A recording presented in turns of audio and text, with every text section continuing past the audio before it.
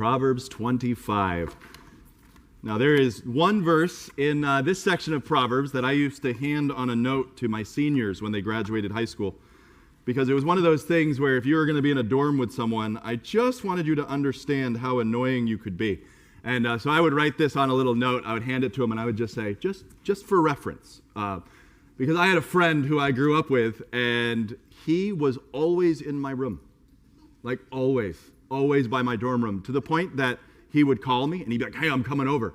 And I would try to hot-foot it out of my room, and he would teleport and appear at the end of the hallway. And I was like, how did you get there that fast? You literally have not hung up your phone yet. But he just would not leave my room. And so there's a Bible verse in Proverbs 25 that talks about, refrain thy foot from thy neighbor's house, lest he grow weary of thee, and so hate thee.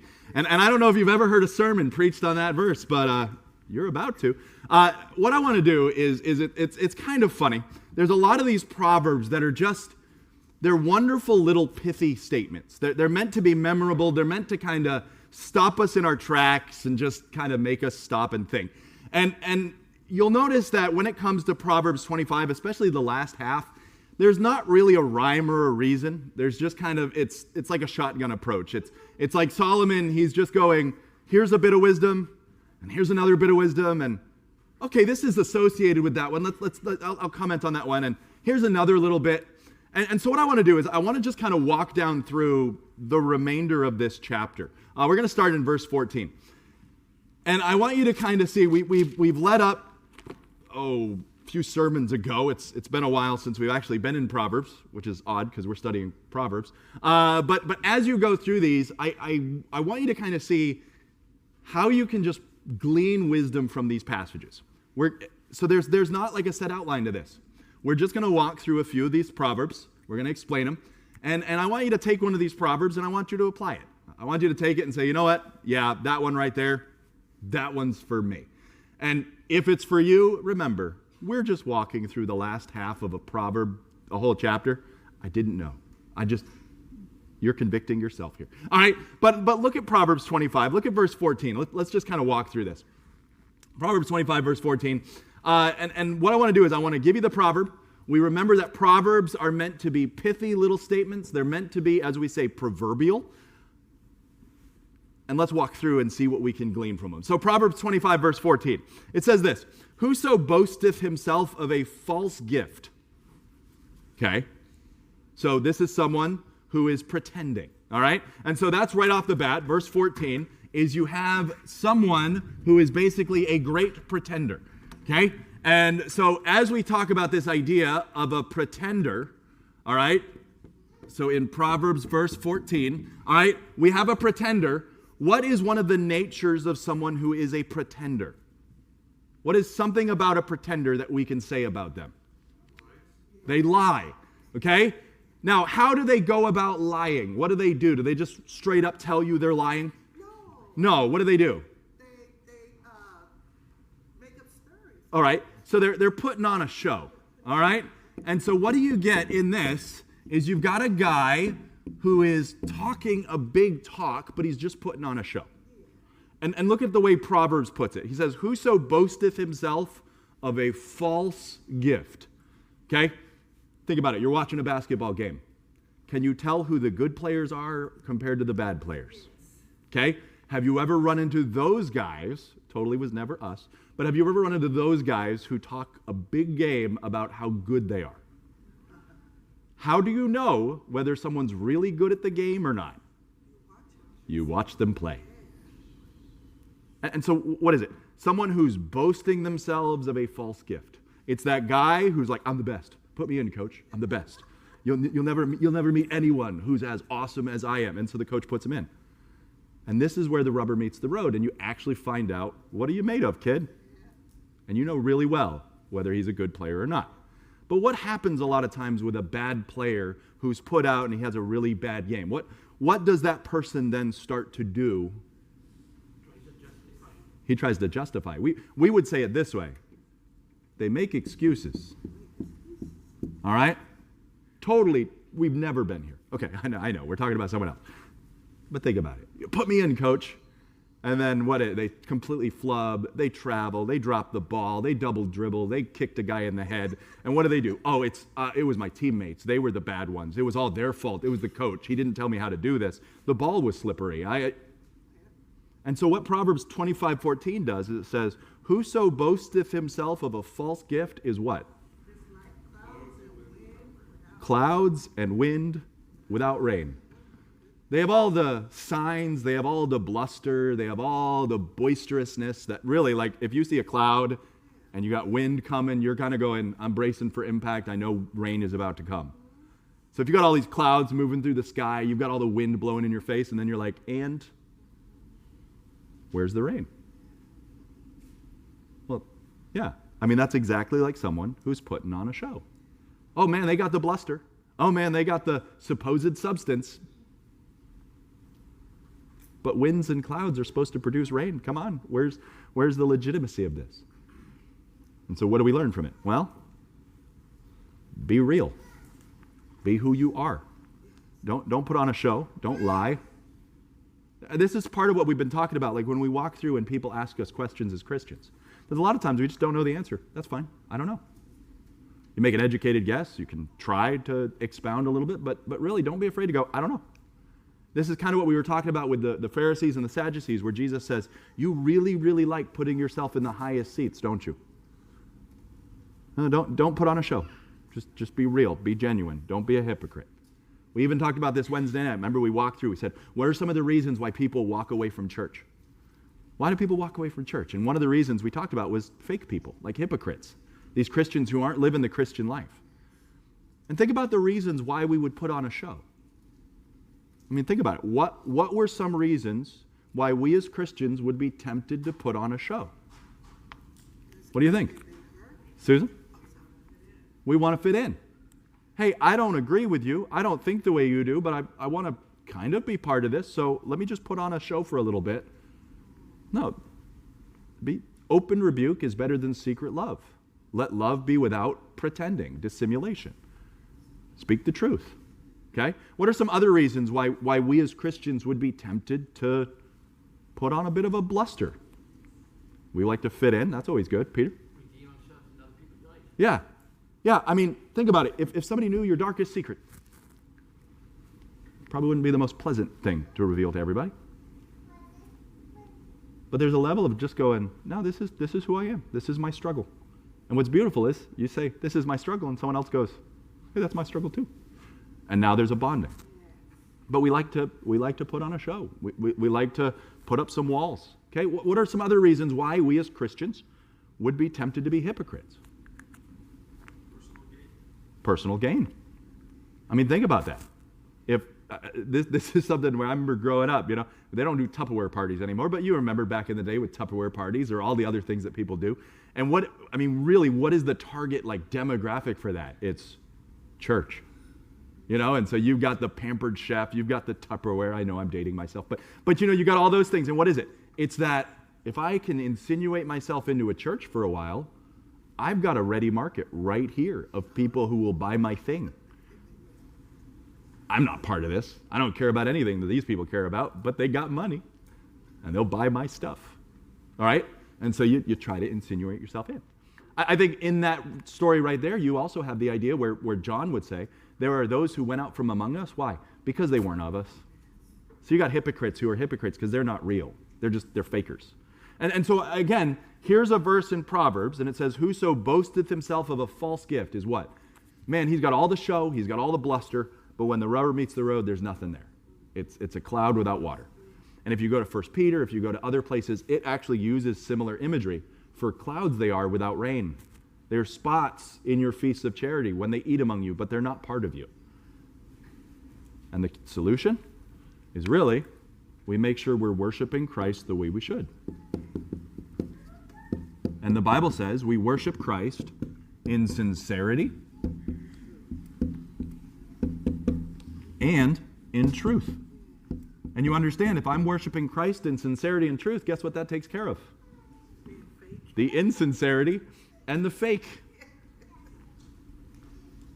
So there you go. Proverbs 25:14, sermon in a box. All right, so Proverbs 25:14 is this idea of whoso boasteth himself of a false gift is like clouds and wind without rain. Look at verse 15. All right, verse 15, again, completely different change of topic.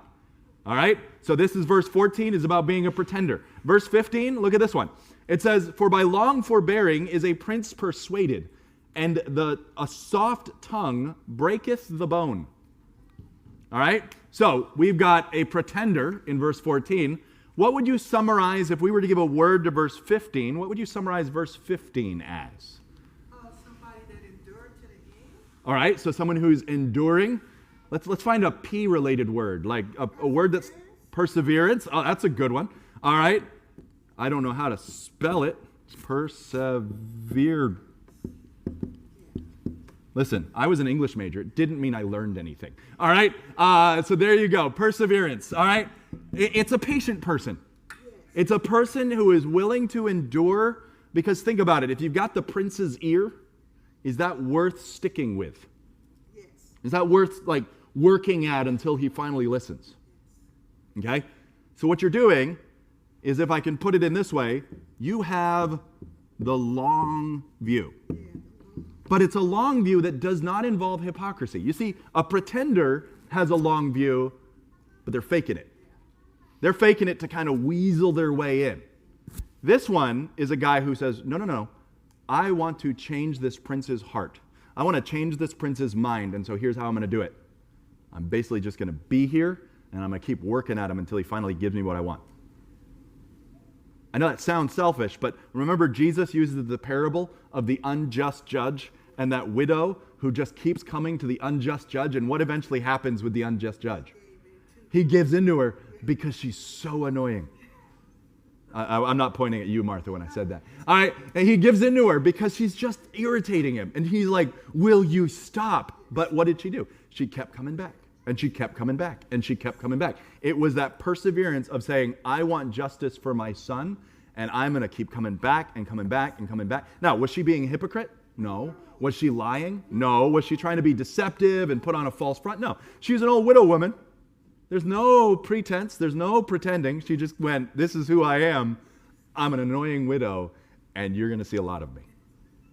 And finally, he's like, I'll just give you whatever you want. Just go away. And what Jesus is trying to say here is, if an unjust judge is broken by the constant, and it's not because he fears the woman. It's not because, no, he's just literally like, go away. He goes, how much more will God listen to you? Because he actually likes you. Like, the judge probably is going to groan the moment he sees that woman walk into his courthouse. He's going to go, you. But if God loves us, and we show up, and he goes, I need you to wait. And we show up again, and he goes, I like you, but you need to wait. I like you, but you need to wait. Like, there's a perseverance we're to have in prayer. There's a coming back again and again. But the long view is, I want what I want, and I'm going to keep asking until you tell me yes or no, and send me on my way. And so look what happens here. Look at verse 15. By long forbearing is a prince what? Persuaded. So you just keep asking, you keep working on him, you keep coming, and it says, all right, finally, and it says this, and a soft tongue, what? Breaketh the bone. Okay, now that's a really graphic illustration of like a guy breaking someone's bone with his mouth. Okay, but think about it. Like here's almost the illustration. Imagine a dog is eating a bone. Okay? So that dog finds that delicious bone and he walks up and he gives it a lick. Does the bone immediately shatter? No.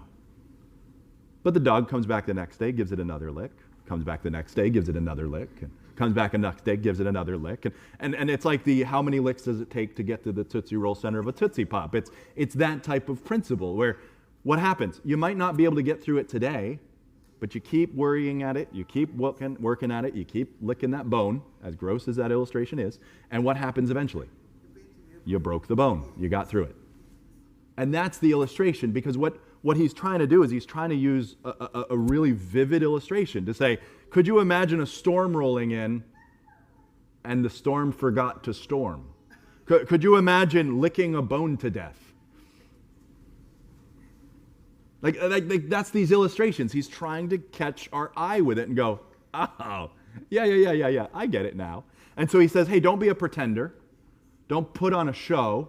But hey, if you're going to persevere for something, boy, be willing to keep worrying at that bone until it finally breaks. You could break a bone with your tongue if you lick it enough times.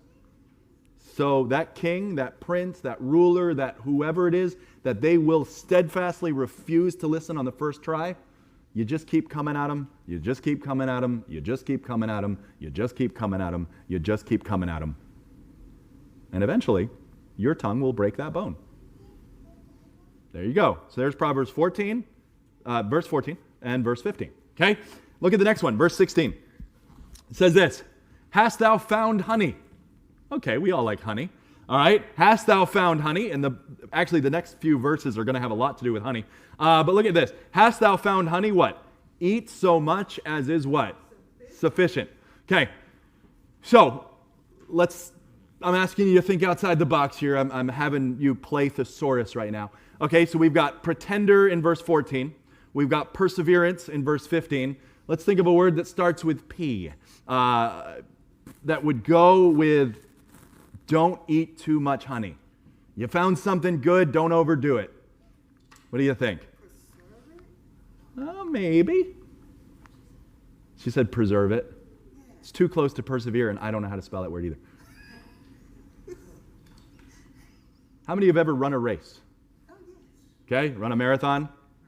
What do they have in a marathon to make it so that you don't just outright sprint the first 10 yards? You have what?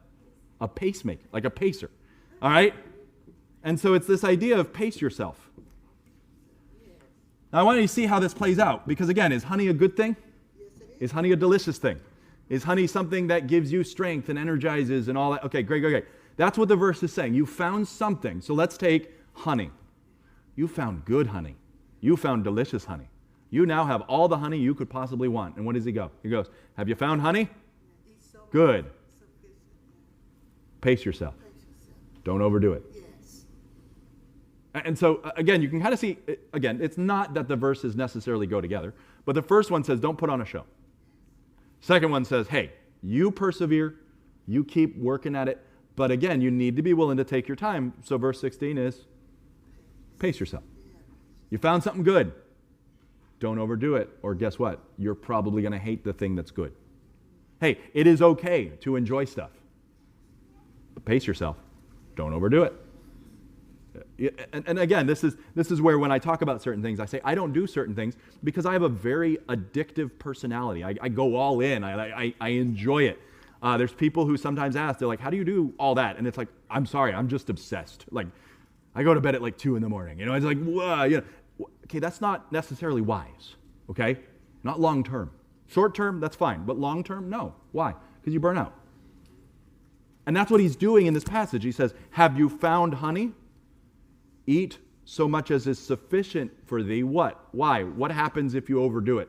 Lest thou be filled therewith and vomited. Okay. So you get filled therewith and vomit it. So what will happen to a thing that is meant to be good for you? What happens when you overdo it? You won't like it. You'll hate it. Okay. You might hate it. It'll make you sick. It'll make you sick. Yeah. Okay? Should things that are good make us sick? No. Only if we overdo it. Yeah. Think about the times in your life that you may have found something that was enjoyable or good and you couldn't control yourself. And it ruined you. It broke you. It made you do all the things. You notice for all that we could say about alcohol, you notice that primarily when the Bible talks about alcohol, it's talking about drunkenness because it says this is a very deceptive substance and you're going to think you can control it, but guess what? Sorry, you can't. Why? Because it feels good, and then it feels good, and then it feels better, and then it feels better, and then before you know it, you feel like you're lying on top of a mast, and everything's swaying, and now you're sick. And then to feel better, guess what you have to do? Go back to it again. I'm not saying that alcohol is a good, I'm just saying, but that's the illustration that he even gives with alcohol, is he says, you're not going to be able to control it, so stay away from it. And that's this idea even with honey. Honey is a substance that is good. There's nothing bad you can say about honey. The Bible doesn't have anything bad to say about honey to my knowledge. Honey's a blessing. So plug in whatever is a blessing and say, that is something that he says, have you found that thing that's a blessing? Awesome. Enjoy it. However, pace yourself. Because if you eat all of it right there, you won't even be able to make it home before you're thrown up on the side of the road. Because you ate too much honey. Okay? So again, here's verse 14. Basically says, don't put on a show. Be real. And again, we do that by worshiping Christ in sincerity and truth. We then say, perseverance. I'm taking the long view on something. I'm working it out. I'm going to break the bone with my tongue. And again, Jesus uses that illustration of we can persevere in prayer to Christ. And he doesn't say yes right away, but we know he loves us, and we just keep going back in prayer. And then we get to this idea of this pacing ourselves, and what's going to keep us from being a glutton? What's going to keep us from overindulging in these things? It's making sure Christ is actually the God of our life and not that pleasure. So you see how everything in these first passages really comes back to a worship. It's going to filter our perseverance. It's going to filter our pleasures. It's going to filter how much we pretend because we're keeping Christ our focus. If he's our God, I'm not going to put on a fake show because rocket launcher or pointy stick, who am I going to side with? Okay, to use that illustration from this morning. I'm going to stick with it because I'm going to do it for Christ's glory, and I can stick with it, even when things don't seem to be going my way. And then when it comes to pacing our pleasures, we make sure we're not living for those pleasures. Is it wrong to enjoy them? Nope. But make sure you control it. Okay? Now, we'll probably have time to hit about one more, and this is the one I love. Okay? So, campers, head into camp this week. You might meet someone you really, really like. Those of you who are in college, you might meet that roommate or that dorm mate or that guy who lives across the hall, and you're like, I like them. I want to go hang out with them. The rest of us who have differing levels of social lives. My social life comprises of this and family. So I don't really have much of a social life, but think about it. When you meet that person you enjoy being around, look at this verse and look at the wisdom this verse shares. And look what it says. It says, withdraw thy foot from thy neighbor's house. Why? I mean, talk about a real verse, huh? I mean, talk about a verse that we have probably all lived, and we have probably all lived on both sides of this equation. We just didn't realize it, all right? We probably were that guy who was constantly over at someone else's house to the point that they were saying, go home. But they just were too polite or whatever to tell us. And we have all probably experienced that guy who would not leave our house. We used to have counselors and other people over at our house. And there was always that one that would be there for like an hour after everybody else left. And you're just kind of awkwardly sitting there like, I don't know how to say this, but you just need to go home. Like, I want to go to bed. You're on my couch. It's 9:30 at night. Lights out is, I'm changing the rule right now. Lights out is now, and you need to go home. I mean, but there was always that one person who had just no social clue picking up ability. You know, have you met those? Okay, I might be making fun of myself because I might have been this. But what is it? It's one of these verses that if you put it together with some of the other ones that Christ said, it's always better to say, hey, I'm gonna head out early, and have someone say, no, stick around for a little while. And then you know you're welcome, because normally they don't invite you to stay longer if they actually want you to leave. Anyway, but it's this idea of saying, hey, I'm gonna head out early. I'll see you guys later. And it's like, okay, see ya. Now they might just say see ya because they think you want to leave, but you get what I'm saying? And what this verse is doing is it's trying to say, just pay attention. Be selfless. Because what happens with a person like this who isn't picking up on those cues? They're not picking up on that. Now, either they just might be socially awkward, which we all have been, or they might just be selfish. And what this verse is trying to do is it's trying to say, be selfless enough that you just leave. You leave someone's house. This is kind of a weird sermon topic. That's why I'm not preaching on this one all by itself, because too much conviction. All right, but look what it says. It says, withdraw thy foot from thy neighbor's house. Is it good to go visit your neighbor? Is it good to find honey? Okay, But it's that same idea of pacing yourself and saying, you know what? Familiarity breeds contempt. I'm going to be like honey and have you want me around, then make you vomit me. All right? And that's this idea. It says, withdraw thy foot from thy neighbor's house, because what? He will grow weary of thee, and so hate thee. You see how it's almost the exact same pattern as verse 16? Because you're visiting a friend. You found honey. Both of those are good things. I ate all the honey. I stayed all the time. What happened with the honey? I threw up. What happened with the person? I hate you now. So you see how verses 16 and 17 are the exact same principle. One is food, the other is fellowship. And it basically just says, hey, pace yourself. It's okay to leave early. It's okay. Okay? And that's what this verse is doing. All right? And then verse 18 and 19 go off on a completely different tangent that we'll deal with in another message series. But I just want you to see this, all right? And so these are just 3 different passages, four, I guess, but 2 of them are really the same topic. And what they're doing is they're trying to say, hey, have the right focus, and you're going to protect yourself from a lot of trouble. Okay? If you're focused on self, if you're focusing on what you want, if you're focused on your own desires, guess what? You're going to be the type who puts on a show, and it'll become very apparent that you're putting on a show. If you're someone who's focused only on what you want right now, you're never going to be the one who endures long term. You're going to give up because it didn't go your way right away. I'm done. Or you might be the type that goes, I'm just going to indulge in all of it right now. And he goes, you're not going to like that. Figuratively speaking, you're going to be thrown up on the side of the road. So pace yourself. All right? Now, that was kind of a different way of studying a few Proverbs. Again, just kind of walking through it and making some applications. All right? Questions or comments tonight?